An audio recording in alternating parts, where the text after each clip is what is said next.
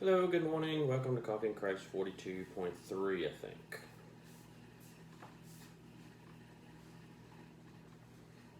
Good morning. Alright, so we're at least going to get this last chapter done. I didn't get to post our last video. I'll do it today, so we'll have 2 videos posted today. Deuteronomy 5, 6, and 7 is what we've done over the last few days. We did 5. We ended up talking for an hour. We did, but that was good discussion. Yep, we did 6, ended up talking for about 30 minutes. So today we're going to do 7. Which what we covered in 5 was the 10 Commandments, wasn't it? Yes. And 6 was basically giving the instructions to teaching our children, and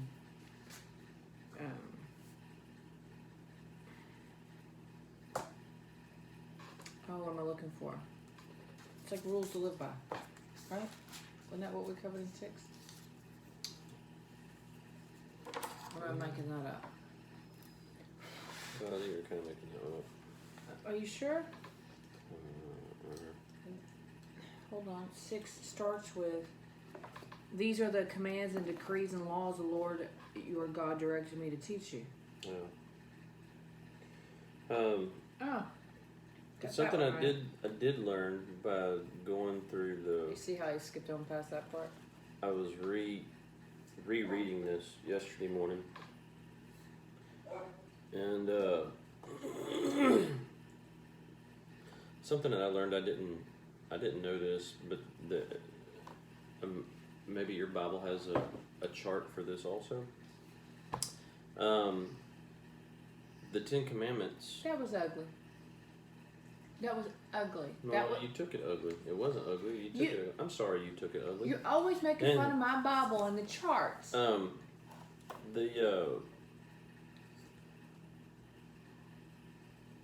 The 10 Commandments, the way they're written, the Jewish and the Protestant are basically mirrored. But the Catholicism, the 10 Commandments is laid out different. Are they in different order and they say the same thing? No, or? they don't say the same thing. Well, sort of, but they're not laid out in the same order. So yeah, I don't know much about it, but I just rereading through the commentary on this. I thought that was kind of interesting, but I did not know that. So maybe if somebody has some insight on that, they can tell us. Let's see.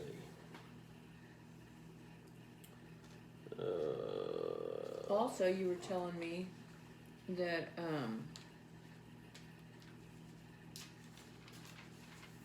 you were also telling me that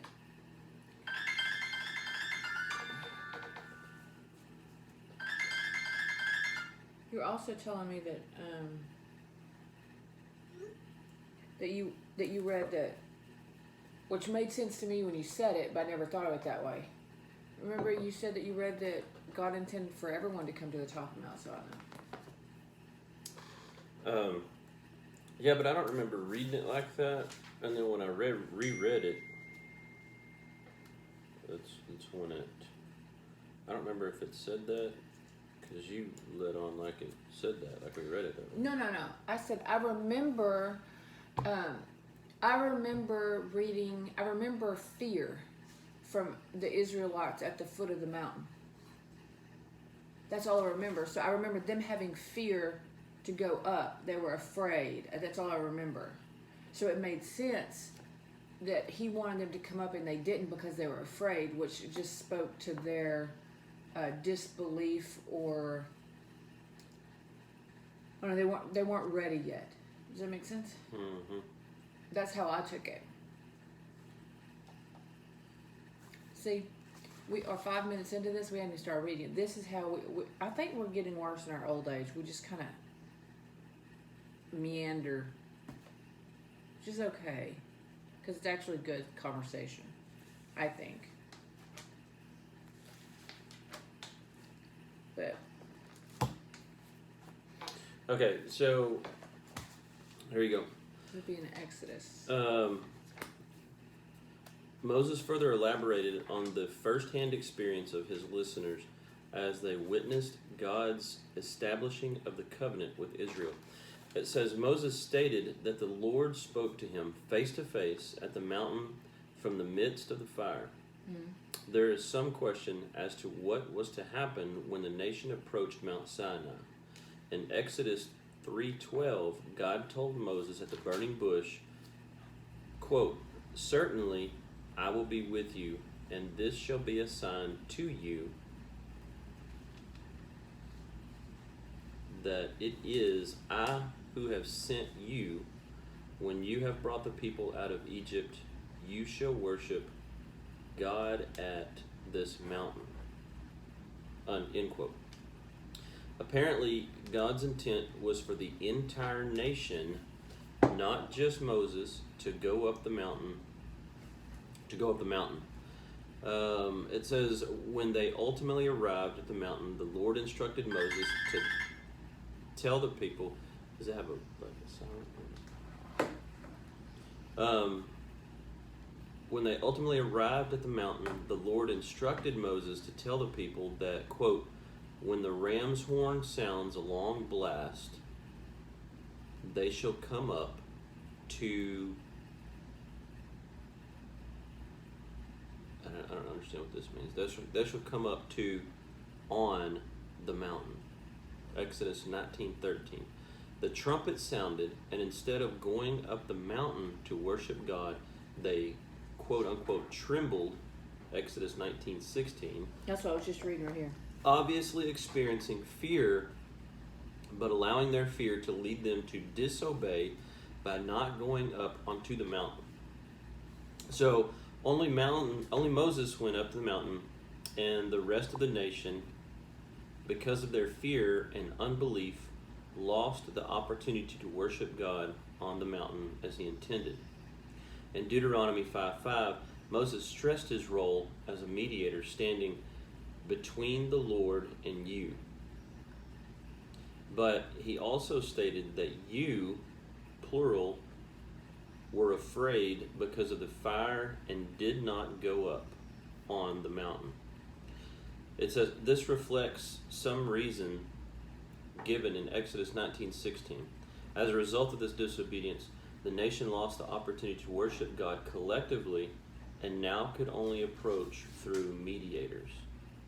Sadly, they could have become the kingdom of priests, Exodus 19:6, but now would only become a nation with priests.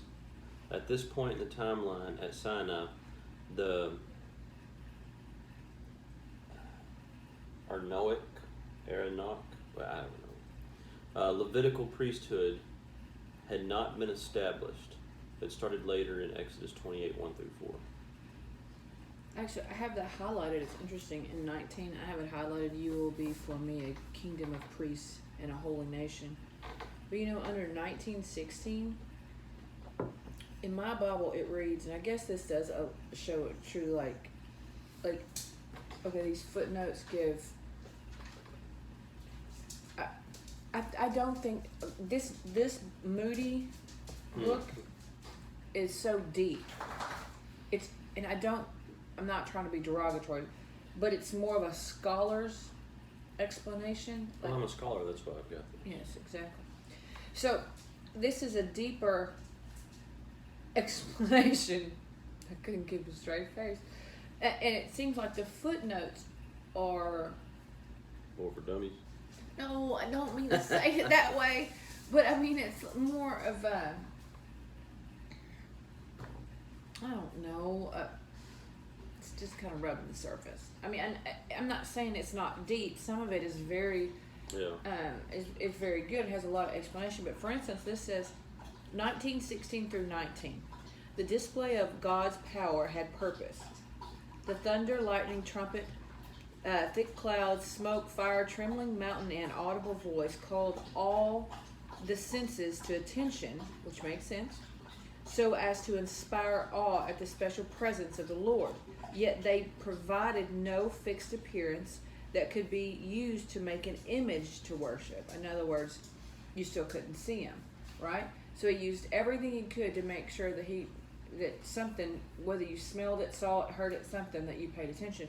But this gave no attention to the fact that they did not go to the top, or that they were, you see what I'm saying? So this book says so much more.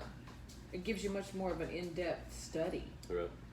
Because I never, although we read it and I knew that they were afraid at all of this awe, I knew it scared them, because I told you, I remember them being afraid. We never, if you wouldn't have read that book, we wouldn't have known that some say, I still don't know who some are, that that everyone was intended to go up. And if they would have went up, if everyone would have went up, then there would be, we never would have needed a mediator. That would have changed everything. Like, who would Moses have been if we didn't need a mediator? If the Israelites didn't need one. Yeah, I don't know. Well, the Catholic faith, they still run through, Catholicism still runs through a mediator. You have to go through the priest to speak to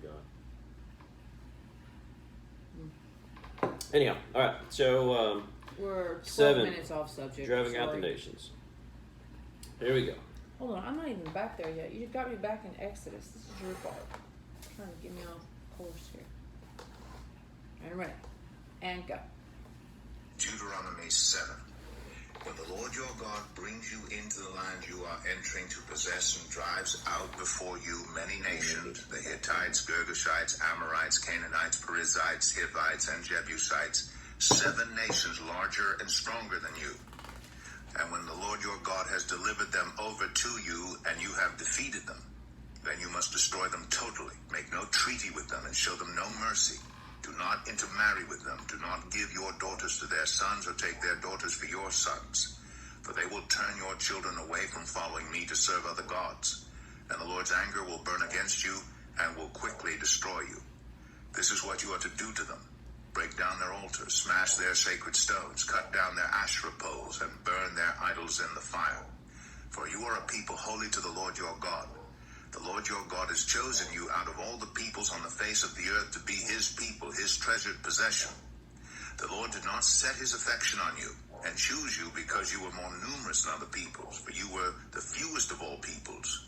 But it was because the Lord loved you and kept the oath he swore to your ancestors that he brought you out with a mighty hand and redeemed you from the land of slavery, from the power of Pharaoh, king of Egypt. Know therefore that the Lord your God is God. He is the faithful God, keeping his covenant of love to 1,000 generations of those who love him and keep his commandments.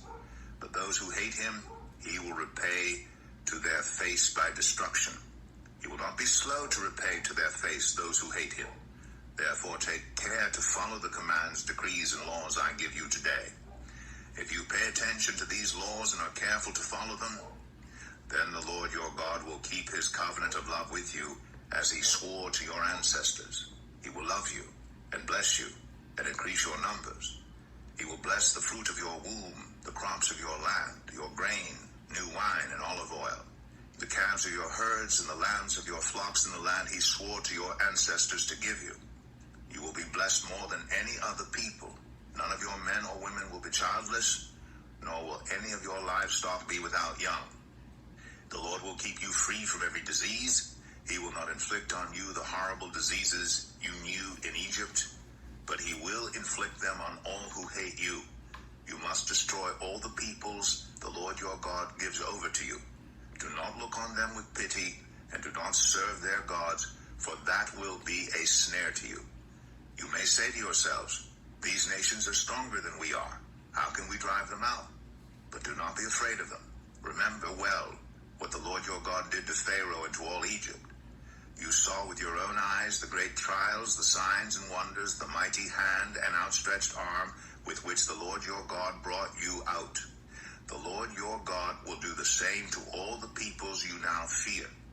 Moreover, the Lord your God will send the hornet among them, until even the survivors who hide from you have perished.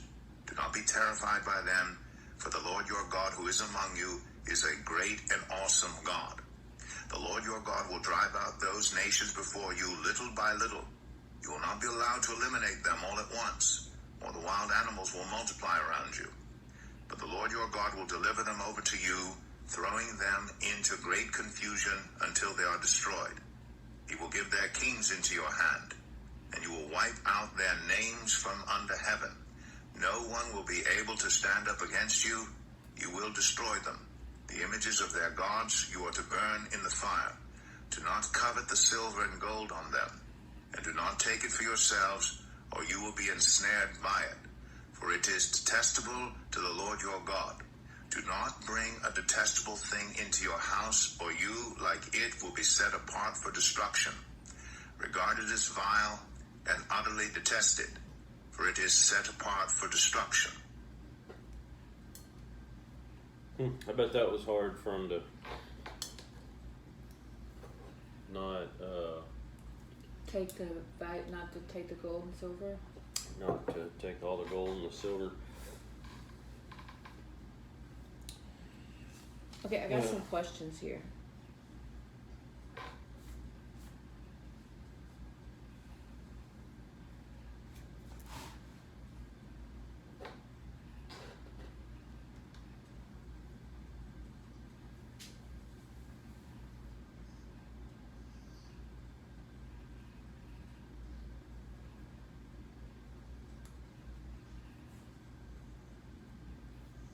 Okay.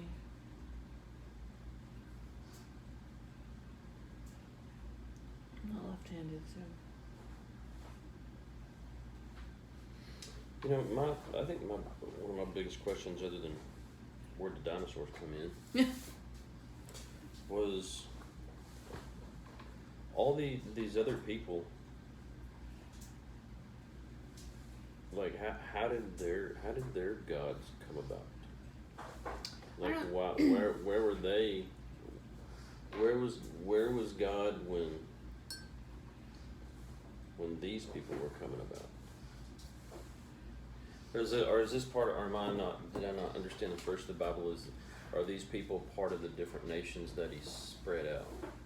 That's what I was going to say. I think that this all plays into where, do you remember I don't remember, I can't tell you when, but do you remember when he sent out the children or the descendants to spread the word, and they all went to one area? You remember, they all went together and they stayed with who they knew, and they got comfortable, and then he came in and made it miserable, made them go out and into the world. I think that. No, but I guess I'm just questioning why. And then there were all the brothers. Hold on, I'll tell you. Because I got a chart. But I guess I'm just questioning why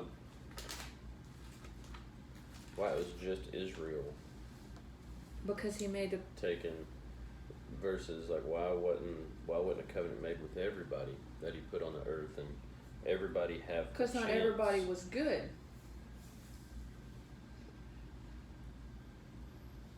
Not everybody followed him and did what they were supposed to. Right, I understand not everybody followed, but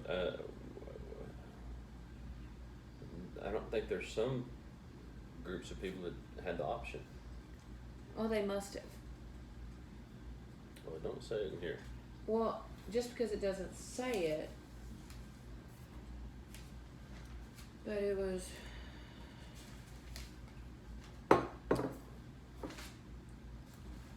Abraham?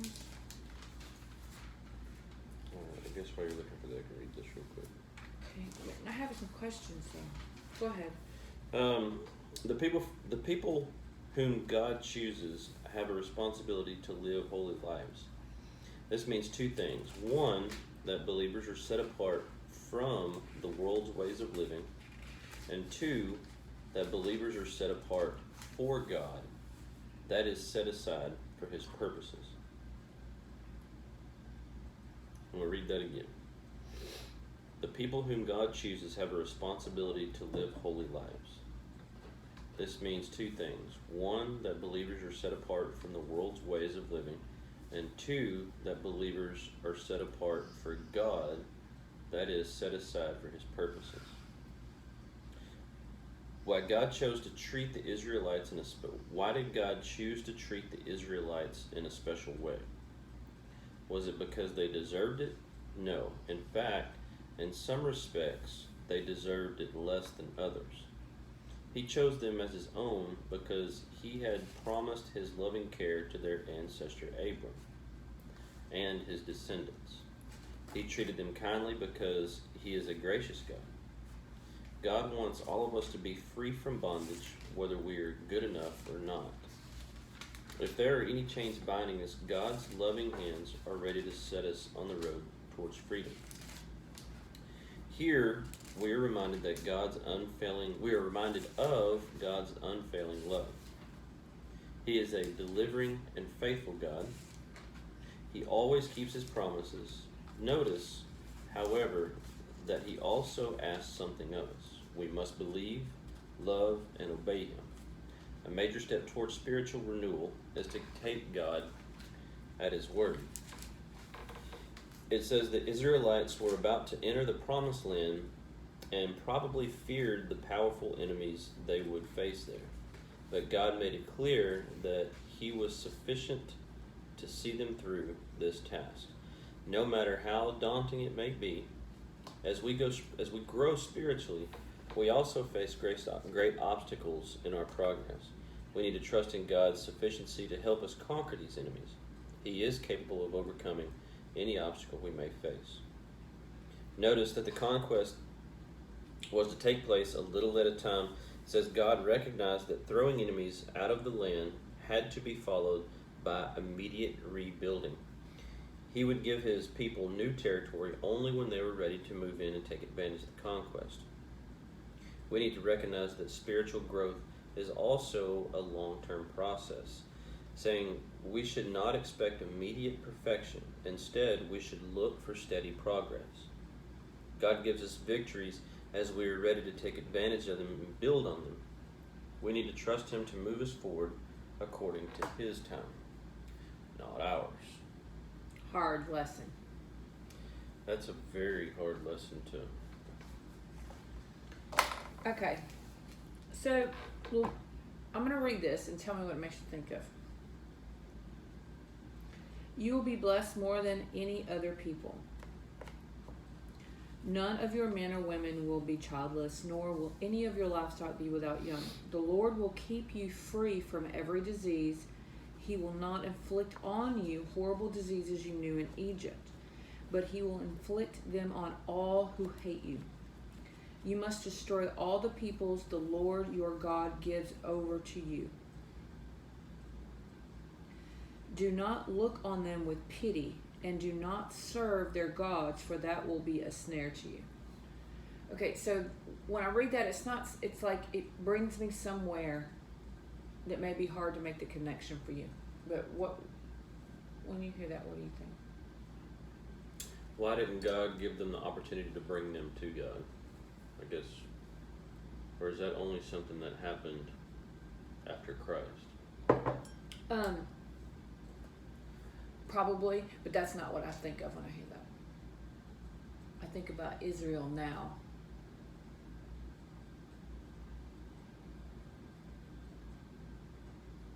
Okay.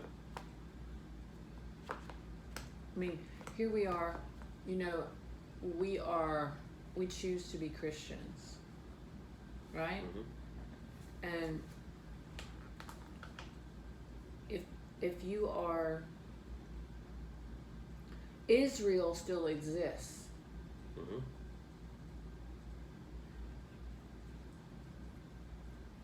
And it just seems like, it just seems to me like all the battles and the struggle to get to Canaan, it seems like they're still fighting just to stay there. So they are. But what I mean, it's like this whole thing, it just doesn't seem like it's over for Israel. You know what I mean? Like when I read that, I think, wow. I don't know why that particular paragraph just takes me there, but there's so much empathy at the time I read that. Yeah. And then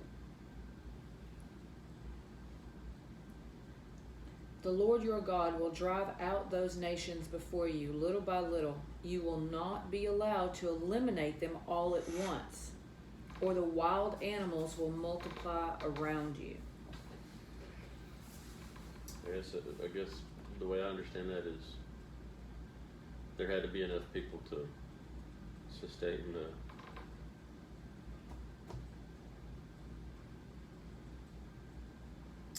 So you think that's a logistical thing? I guess that's the way I take it.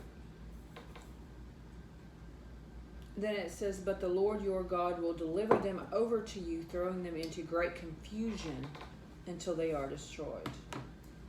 So 7:22, they say nothing about that. So what is that? That's What am I reading? Deuteronomy 7. Deuteronomy. Is it broke down into 7? What verse was that? So 22? 7:22. 7:22. All right. So Moses now addresses Israel's potential fears in carrying out these injunctions to wipe out the Canaanites from the land. If they thought they did not have the strength to dispossess them, then Israel should think of what the Lord had done for them in the Exodus event. In addition, the Lord would send the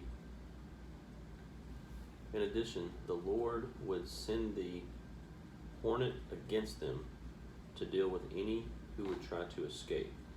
The hornet may refer to literal insects that would come alongside Israel's soldiers to assist them. Did we say that? No. Are you talking about in Exodus?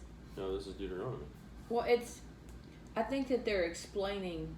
Verse 20, was there, in verse 20, it says, talk about the hornet? Moreover, the Lord your God will send the hornets among them until Okay. even the survivors who hide from you are perished. Or the hornet may refer to some sort of foreign military force that softened up the Canaanites before the Israelite conquest. Or, metaphorically, it may mean that the Canaanites would respond in panic to their arrival as if they were being attacked by a swarm of hornets. Exodus 23:27-28 uses this word in tandem with the word terror, so the metaphorical view is more likely. Whatever the hornet was, the Israelites were not to fear the enemy because God was in their midst and he would help clear away these nations. This conquest would take place gradually, little by little, otherwise the land would too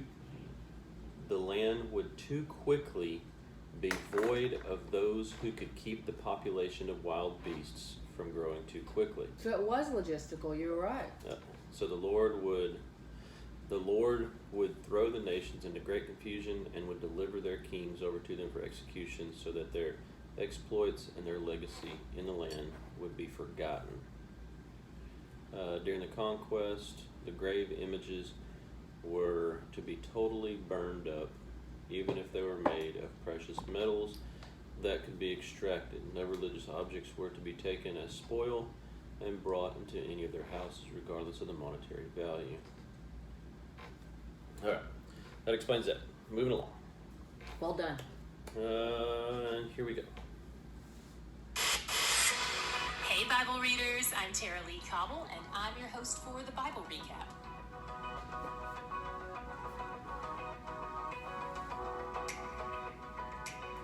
Yesterday, Moses transitioned out of telling the new generation of Israelites about their history and segued into telling them about their future. He'll do a little back and forth like this throughout this conversation. When we left off, he was giving an introduction to the laws, and today he continues that conversation, starting with the 10 Commandments. And here's an interesting thing about these 2 tablets mentioned in 522. We often see them as having 5 commandments on each tablet. But the way treaties were written back then usually involved making 2 copies of the treaty, one for each party. So we can't know for sure, unless one of you has access to the Ark of the Covenant and just didn't tell me, that all 10 commandments were probably on both tablets. Before Moses goes over the 10 commandments, he starts out by telling them that God's covenant is not with their fathers, it's with them. And yes, of course, it was also with their fathers, but Moses is emphasizing here that they had their own relationship with God. This is not a thing to be received secondhand. God is also making the covenant with their generation directly. And even though for many of these people, God didn't technically rescue them out of Egyptian slavery, still, he did. Because if he hadn't rescued their parents, they would have been in slavery as well. Moses reiterates the 10 Commandments to this new generation and tells them how their parents had received these words with joy and gratitude. They had a proper awe and fear of God in that moment, even though, as we know, it was temporary. In chapter 6, we encounter the beginning of a prayer that has become the chief prayer of the Jewish people. It's called the Shema. Shema means hear, and hear is the first word of the prayer. And it's also what we're being called to do in the text. Religious Jews usually pray this prayer twice a day, in the morning and in the evening, and they often cover their eyes with their right hand when they pray to increase their focus during the prayer. The Shema includes 2 other paragraphs from elsewhere in Scripture, but it opens here in 6:4-6 with these words. Hear, O Israel, the Lord our God, the Lord is one. You shall love the Lord your God with all your heart, and with all your soul, and with all your might. First of all, you may recognize part of this as a quote from Jesus in the New Testament. Jesus was quoting Deuteronomy. In fact, there are at least 3 verses in today's reading that Jesus quoted. Second, while we believe that God is one, most commentaries point out that this statement, the Lord our God, the Lord is one, is not a reference to God's internal unity, but to his superiority and exclusivity. It's like saying, Yahweh is our God. He's the only God for us. Third, you may notice that there's no with all your mind, like when Jesus said it. That's because the ancient Hebrew language conflates the words for heart and mind. So it is included in this text, even if not directly stated. In Aramaic, which Jesus spoke, and in English, the ideas for heart and mind are different. Which is why Jesus adds that word to his quote, even though he's not adding the meaning to his quote. The Shema goes on to say that God's words should fill our hearts and our mouths and our minds and our lives. When we're sitting, walking, lying down, or waking, we should be mindful of God. His words should be on our hands and eyes. Some religious Jews do this via the phylacteries we've talked about before. But if you're taking this more figuratively than literally, it could mean that God's work should be the framework through which you do all your actions and through which you see the world. And it should be on your homes and on your gates. And some religious Jews obey this literally by putting scripture on their doorposts in a small scroll box called a mezuzah. But you might also keep the spirit of this law by having reminders of God in your home, by building your home around God and his word. We not only want to have reminders of God around us, but we also want to be a reminder of God to those around us, because we carry his spirit with us everywhere we go. When the ESV Study Bible is talking about the importance of remembering God, it puts it this way. To forget is less a memory problem than a moral one, a parallel to disobedience. Remembering is vital. Because of the covenant Israel has with God, there are consequences if they fail to keep it. If they don't keep this covenant, they don't keep the land. This is a situation unique to Israel. What I mean is, I am not personally guaranteed any land because of my obedience to God. I can't take these verses out of context and make them my own. But I can still learn something about God's character from them. What I learn is that Yahweh wants our allegiance. And this is the primary theme of Deuteronomy. He wants allegiance in action and in thought. In fact, today and tomorrow we will see 3 specific thoughts Moses warns them against thinking. The one we see today is in 7:17-18, where he warns them not to be afraid of God's plan or think of it as impossible. Each time he warns them against a specific thought, He reminds them that the way to avoid letting that thought take over is to remember who God is, to recall what he has done for them. Moses also anticipates a day when this new generation has children of their own who approach them with the eternal question, why? Why do we have to do all these things? And he prepares them to answer this way. Because God rescued us out of slavery, and he cared for us and provided for us in miraculous ways, and that God who loves us is the one who commanded these things, and they're for our good always. I love that part of 6:24, that we're called to fear the Lord our God for our good always. Obedience brings joy and gives life and is the right and good response to God for our good. Moses reiterates that they must completely drive out and destroy all the people of the land and not intermarry with them. And in 7:16, he also says they shouldn't even pity these people. If some or all of the people they'll be dealing with do happen to be the crossbreed between humans and fallen angels, you can see all the more why this would be important. But even if they aren't, this is still God's way of accomplishing many aspects of his plan. First, he's punishing the wicked nations for their rebellion, and he's using Israel as the tool to accomplish that justice. Second, he's ensuring that the line of the Messiah stays intact. And third, that the hearts of his people stay intact as well and aren't led astray to lesser gods. Moses reminds them to destroy all signs of idolatry in the land as well. And he promises that things will not go well if they don't. God even tells them that his plan is to drive out the enemy little by little, and that there is purpose and intention in that. When they grow impatient, he wants them to remember that he still has a process in mind. He's in this for the long haul. Moses reminds them, God chose us before we were even a thing. He invented the Israelites. He didn't choose us because we were a massive, powerful nation and would make him look really awesome if he picked us for his team. There were literally 0 of us, and all 0 of us had extra 0 to offer him, but he still set his love on us and grew us into the nation we are today. Then Moses says that if God's love is returned with hate, he will repay that person to their face. I don't know about you, but that sentence terrifies me. Fortunately, Moses doesn't hover over it for too long. He moves on to all the abundant blessing God has in store for the Israelites. In 7:14, he says, "You shall be blessed above all peoples." What was your God shot today? I have a special affection for 6:10 through 11, where God references giving them cities they did not build, houses they did not fill, cisterns they did not dig, vineyards they did not plant. He's so incredibly generous, but he also wants them to remember who gave all this to them. He doesn't want their hearts to turn away to other gods when they get these blessings from him, when they're no longer living in tents in the desert with a fire cloud to guide them. If you're a parent, imagine being really excited about the gift you're giving your kid for Christmas, then having him go lock himself in his room to play with it alone, fixing all his attention on it. Do you want him to enjoy the thing you generously gave him? Yes. But to the exclusion of a healthy relationship with you? No, of course not. You're after their joy and you're after their hearts. And that's how God feels about us as well. He's after our hearts. He wants our joy, and he's where the joy is.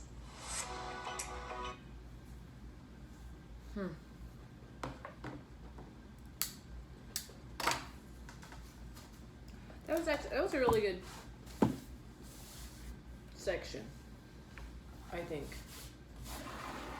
It's okay, get used to putting that on the left side. The struggle is real. Alright. That was really hard to get through all that, like, within the time frame. Thank you, everybody, for going through our ramblings with us. Yep. I enjoyed that, though. I really did. That was really enjoyable. And I don't know if it was because we had been a couple of weeks off and I was so eager to get back into it, or if we're really kind of making a stride forward where we're kind of reading into it a little better. You know what I mean? I'm not sure which one, because as we read, we learn how to read, if that makes sense. I think if we took time to actually read into it, to study it, In that book. we'd end up with a 2-hour video. Well, maybe try not to do that. We'll have a lot more point 2 and point 3s, but anyway. Hopefully you guys went through all that with us. Today's a short one. We only made it 40 minutes. Sure. All right, here we go. Lord, Father, thank you for this day. Thank you for all of our blessings. Lord, thank you for the blessings that you continue to bring us and that you will bring us in the future. Lord, thank you for the sunshine that you're giving us today. Thank you for the rain that you brought us yesterday. Thank you for just being our God and guiding and directing us. Lord, we ask that you look over us as we go throughout the rest of the day. We ask that you forgive us where we fail you. Forgive us for sins. In these prayers we ask in your Son Christ's name. Amen. Amen. All right, guys. Y'all have a great Tuesday, and hopefully we'll see you all tomorrow.